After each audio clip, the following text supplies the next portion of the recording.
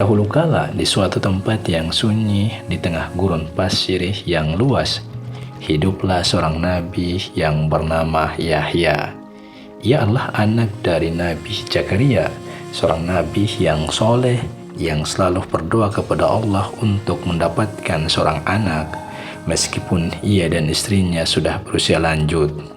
Namun Allah mengabulkan doa mereka dengan cara yang sangat ajaib. Yahya lahir sebagai buah dari sebuah mukjizat yang tak terduga. Sejak kecil, Yahya terlihat berbeda. Matanya memancarkan cahaya dan kecerdasan yang luar biasa. Ia lebih bijaksana dan tajam dalam pemikiran daripada anak-anak sebayanya. Bahkan saat masih kanak-kanak, Allah sudah memberikan hikmahnya yang luar biasa. Ayahnya, Nabi Zakaria, melihat dalam diri Yahya kemuliaan dan potensi besar untuk menyebarkan ajaran agama.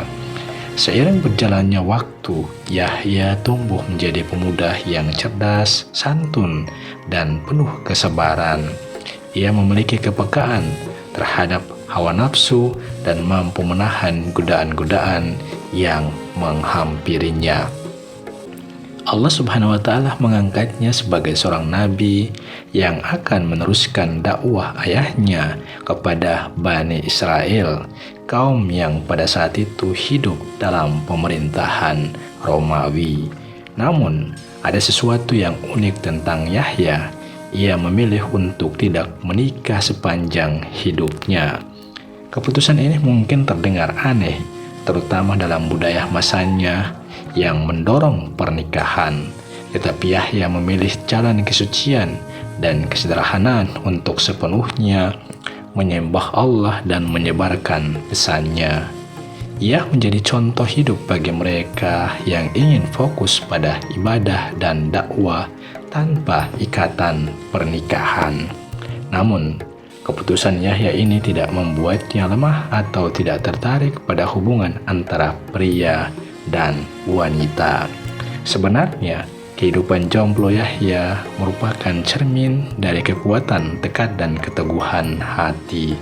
Ia tetap menjaga kesucian dan martabat dirinya, bahkan dalam menghadapi godaan yang mungkin saja datang.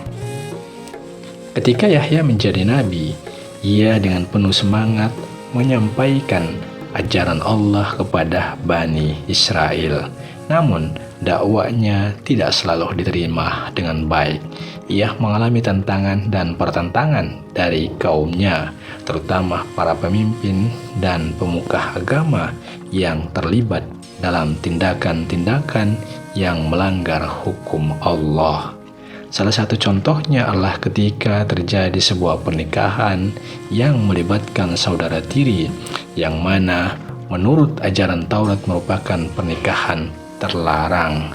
Raja Herodes, wakil kekaisaran Romawi di Palestina, memberinya pengantin saudara tirinya sendiri yang juga menjadi menantu Yahya. Yahya dengan tegas melawan pernikahan ini karena ia paham bahwa tindakan ini adalah pelanggaran terhadap hukum agama yang diberikan oleh Allah. Dengan berani, ia menegur Raja Herodes dan mengingatkannya tentang hukum yang harus dijunjung tinggi. Yahya tidak gentar menghadapi ancaman dan kemarahan raja. Namun sikap tegas Yahya memicu kemarahan Raja Herodes. Herodes merasa dihina dan membuat tindakan yang penuh kebencian. Ia memerintahkan pasukannya untuk menangkap Yahya dan membawa kepalanya sebagai bukti bahwa ia telah menghukum sang nabi. Ketika pasukan Romawi menemukan Yahya sedang dalam keadaan khusyuk melaksanakan sholat, mereka segera menghentikan dia. Yahya menoleh dengan tenang, mengetahui bahwa saat itu telah tiba. Pedang Algojo berkelebat dan kepala Yahya terputus dari tubuhnya. Namun kisah Yahya tidak berakhir dengan kematiannya. ia menjadi syuhada, orang yang mati dalam membela kebenaran dan ajaran Allah. Ajab Allah pun datang kepada Raja Herodes dan pengikutnya sebagai hukuman atas perbuatan mereka yang mengabaikan ajaran agama dan membunuh seorang nabi. Kisah Nabi Yahya memberikan pelajaran berharga tentang keberanian, keteguhan hati dalam menghadapi kesulitan, dan kesetiaan dalam mempertahankan nilai-nilai agama. Yahya dengan sikap jomblo dan dedikasinya yang kuat terhadap dakwah mengingatkan kita tentang pentingnya kesucian, integritas, dan komitmen terhadap Allah dalam menjalani kehidupan.